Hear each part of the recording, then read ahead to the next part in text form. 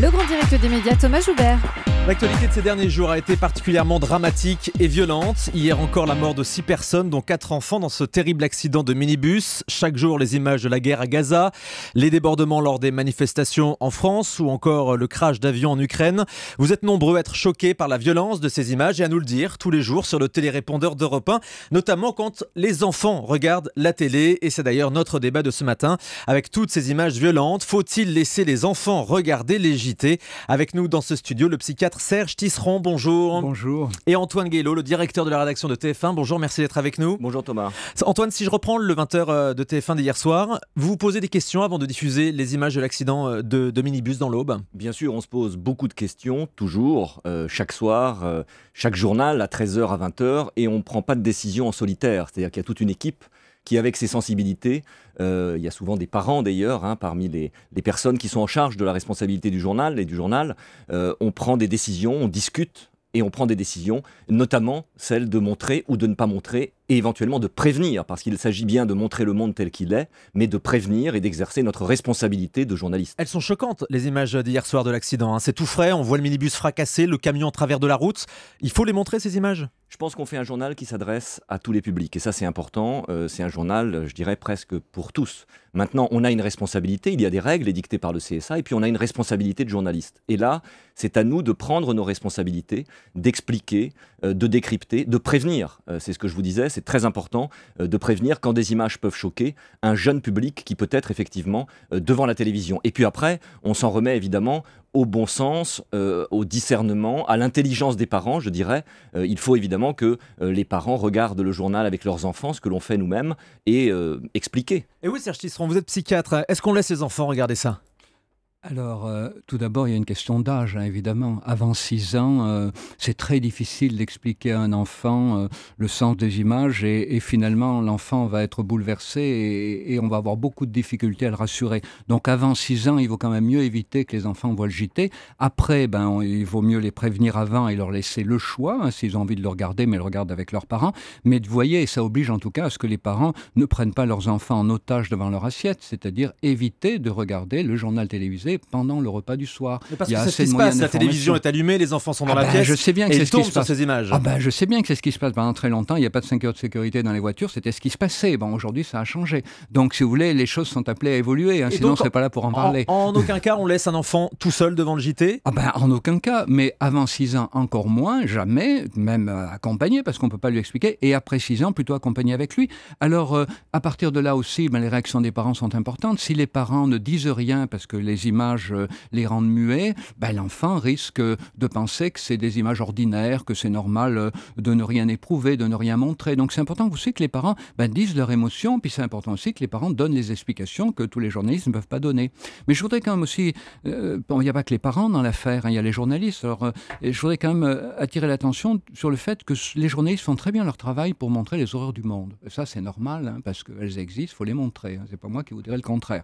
Mais je trouve que ce qui manque souvent, c'est l'importance que prennent les secouristes, les sauveteurs, les mouvements de solidarité. D'ailleurs, il y a un mouvement qui s'appelle Reporters d'espoir, qui s'est fondé justement en insistant sur la nécessité de relayer les informations terribles du monde en permettant aux gens d'avoir des moyens d'y intervenir d'une manière ou d'une autre. Donc c'est bien de montrer les horreurs du monde, je crois qu'il faut les montrer, elles existent, il n'y a pas de censure à faire.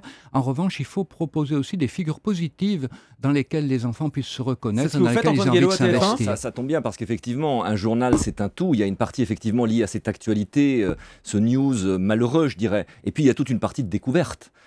C'est un moment d'apprentissage aussi, le journal télévisé. On découvre des tas de sujets dans le domaine de la culture, du sport, des sciences. Et ça, c'est un moment formidable passé avec ses enfants devant la télévision. C'est une richesse pour les enfants. Absolument, c'est une grande richesse. Hier soir, par exemple, dans le 20h, on a montré un jeu vidéo sur la guerre de 14-18 pour les enfants, qui a été créé par des jeunes créateurs français d'une start-up qui ont créé ce jeu-là. Ça, c'est important aussi de montrer ça. Ils ont vu les images de la guerre à Gaza, ils ont vu cet accident dramatique Et là, on prend nos responsabilités. Et là, on prévient. Et ça, je pense que c'est important. Mais pour parler de Reporters d'espoir, on travaille beaucoup avec Reporters d'espoir. Moi-même, je suis dans le jury du prix Reporters d'espoir. On a eu des prix les journalistes de la rédaction ont eu des prix concernant Reporters d'espoir. Et c'est vrai que le positif, c'est toujours important. Même dans des sujets graves, on peut être, sans faire le journal de Mickey, entre guillemets, on peut être positif, montrer des solutions. Et ça, c'est ce qu'on fait tous les soirs. Et c'est important que les enfants voient aussi ça. Oui, c'est très important. Mais à mon avis, c'est pas suffisamment fait.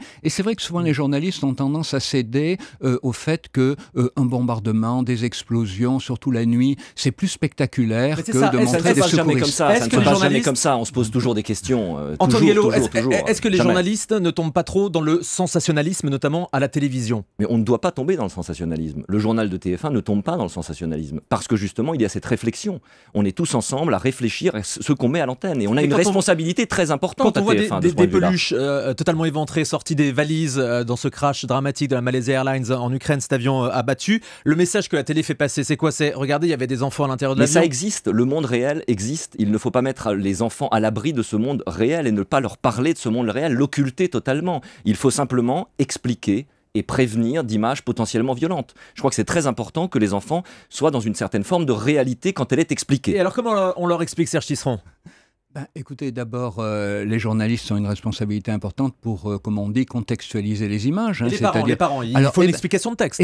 Alors, une explication de texte, mais les parents, souvent, n'ont pas les moyens de faire une explication de texte. Donc, aujourd'hui, heureusement, il y a beaucoup de parents un smartphone. Ils ont l'accès à Wikipédia, donc on peut déjà aller chercher sur le smartphone Wikipédia où se trouve le pays dont il est question, voilà, parce que c'est pas toujours clair dans les actualités. Et puis, je crois que ce qui est important, c'est que les parents aussi disent à leurs enfants combien ils peuvent être bouleversés par ce qui se passe. Encore une fois, il ne faut pas donner l'impression aux enfants que les adultes peuvent tout regarder, y compris les pires horreurs, en ne montrant rien et en donnant l'impression qu'ils n'éprouvent rien. C'est important que les enfants qui éprouvent beaucoup de choses se sentent légitimés à l'éprouver parce qu'ils sont avec des parents qui en éprouvent. Alors, en revanche, il ne faut pas non plus que les parents abreuvent les enfants de leur propre réaction émotionnelle parce qu'à ce moment-là, les enfants vont être encore plus angoissés. Donc, je dirais ce qui est important pour les parents, c'est d'avoir une attitude rassurante, c'est-à-dire poser des questions. Est-ce que tu comprends? Est-ce que tu comprends pas? Qu'est-ce que tu comprends? Qu'est-ce que ça peut engendrer chez les enfants? De l'angoisse? Des cauchemars? La terreur que la même chose leur arrive. C'est-à-dire la terreur que l'avion qu'ils vont prendre pour partir en vacances soit touché par un missile. Ça même, ils ont pu ne pas comprendre. Donc, ils ont compris que l'avion était tombé. Ils peuvent avoir peur s'il y a un tsunami à l'autre bout du monde, que le tsunami arrive au bord de la mer Méditerranée quand ils vont y aller en vacances. Donc, les enfants n'ont pas la possibilité de relativiser les choses dans l'espace et dans la durée comme nous. Donc, c'est la démarche qu'il faut faire avec eux. D'où le devoir de pédagogie, effectivement, à la fois des journalistes et puis des parents, bien entendu. Oui, et s'il y avait un journal pour les enfants à 19h, ça serait vraiment formidable. Pourquoi 20h, c'est pas le bon horaire?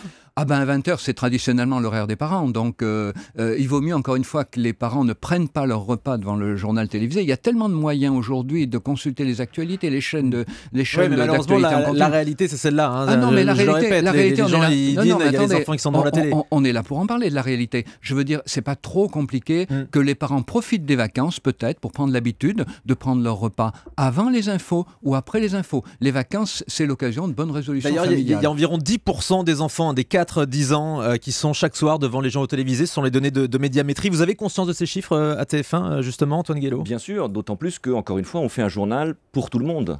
Et ça, c'est important de le dire avec un devoir de pédagogie qui est fait. Et ça, c'est formidablement important. Je voudrais rebondir sur ce que vous disiez. On a parfois, moi j'ai 5 enfants, on a parfois des questions dérangeantes dans la vie quotidienne, indépendamment de la télévision, sur telle ou telle question. Qu'est-ce qu'on fait? On dit on verra plus tard? Non, je pense pas. Je pense qu'il faut apporter des réponses aux enfants. Et la télévision doit montrer en responsabilité des images et on doit pouvoir en discuter avec ses propres enfants. Et pourquoi il n'y a pas de signalétique sur les JT? C'est vrai que le moindre téléfilm où il y a un coup de feu, c'est déconseillé au moins de 10 ans. Sur les JT, rien. Alors, il y a une réglementation, c'est pas nous qui la faisons, il y a une réglementation qui ne prévoit pas effectivement de signalétique particulière.